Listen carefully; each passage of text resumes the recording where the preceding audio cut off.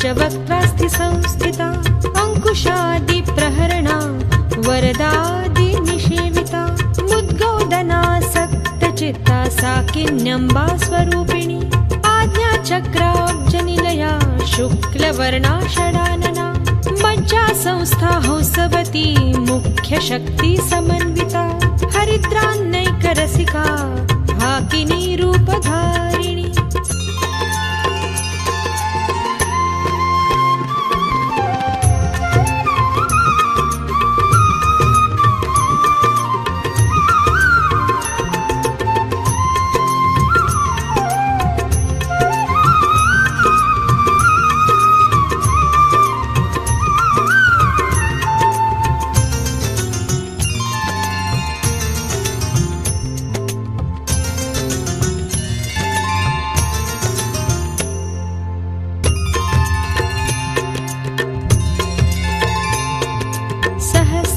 पद्मस्था सर्ववर्णोपशोभिता सर्वायुधधरा शुक्लसंस्थिता सर्वतोमुखी सर्वोदनप्रीतचित्ता याकिन्यम्बा स्वरूपिणी स्वाहा स्वधामतिर्मेधा श्रुतिस्मृतिः अनुत्तमा पुण्यकीर्तिः पुण्यलभ्या पुण्यश्रवणकीर्तना कुलोमजार्जिता बन्धमोचनी बर्बरालका विमर्शरूपिणी विद्या वियदादि जगत्प्रसूः सर्वव्याधिप्रशमनी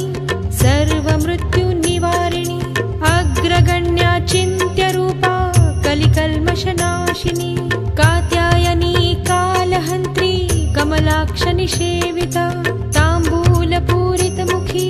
दाडिमी कुसुमप्रभा मृगाक्षी मोहिनी मुख्या मृडानी मित्ररूपिणी नित्यतृप्ता भक्तनिधिः नियन्त्री निखिलेश्वरी मैत्र्यादिवासनालभ्या महाप्रलयसाक्षिणी पराशक्तिः परानिष्ठा प्रज्ञानघनरूपिणी माध्वीपानालसामत्ता मातृका वर्णरूपिणी महाकैलासनिलया मृणालमृदुदोर्लता महनीया दयामूर्तिर्महासाम्राज्यशालिनी आत्मविद्या महाविद्या श्रीविद्या कामसेविता श्रीषोडशाक्षरी विद्या त्रिकूटा कामकोटिका